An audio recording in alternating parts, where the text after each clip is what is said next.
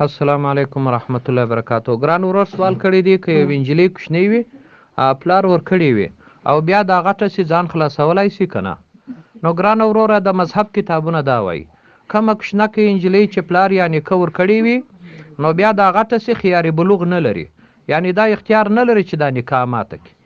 او که چیرې داسې و چې پلار سوی اختیاري کړی وه، سوی اختیاري معنا دا چې خپل د خېټې غم یې کړی و د انجلۍ غم یې نه و کړی، په بد ځای کې ورکړی وه او یا داسې ځای ورکړی وه چې هغه هېڅ مناسب نه و.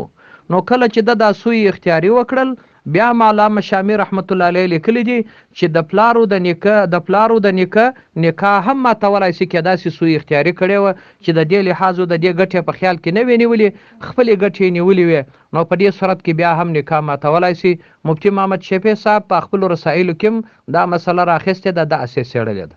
نو خلاصه د جواب دا سول که چیرې پلار و نیکه یو کوچنکه نجلۍ ورکړل او د دې ګټې په خیال کې نیولې وې نو دا چې غټه سي نکاح نسي ماتولی، او که پلار و نیکه د دې ګټې په خیال کې نه وې نیولې خراب ځای ورکړی وه نو بیا د پلار و د نیکه دم ماتولی سي.